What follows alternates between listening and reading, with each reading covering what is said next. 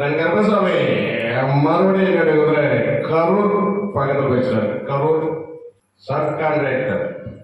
நான் கருப்பசாமி உன்னுடைய கட்டுமனையில் இருக்கிற பிரச்சனையை சரி பண்ணி கொடுத்தாச்சு.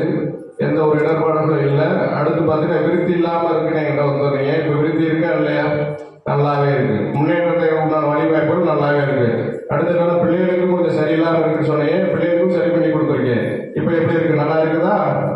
இன்னும் மென்மேலும் செல்வாய்க்கு தன் கருப்பசாமி அமைச்சு கொடுக்குறேன். உனக்கு ஒரு இடம் ஒன்று உத்தரவா கொடுக்குறேன். அதை நீ அமைச்சுக்கிறியா? வாங்கிக்கிறியா? அமைச்சுக்க. ஏன்னா நான் அடுத்தடுத்த உச்ச இடத்துக்கு போறதுக்கு முன்னால என்னுடைய வழியை உனக்கு அமைச்சு கொடுக்குறேன். அடுத்த லெவலில் போற மாதிரி பார்த்துக்க. உன்னுடைய அரசனுக்கும் கொஞ்சம் புத்திகள் மாறி இருந்தது. நல்ல புத்தியை கொடுத்துருக்கேன். இன்னும் மேலும் செல்வாய்க்கத்தை அமைச்சு கொடுக்குறேன். எல்லாரும் ஒற்றுமையா இருக்கக்கூடிய அதிகாரத்தை அமைச்சு கொடுக்குறேன். அடுத்து பார்த்தீங்கன்னா முகவசியம் 2 பேருக்குமே இருக்கிற மாதிரி தன் கருப்பசாமி அமைச்சு கொடுத்துருக்கேன்.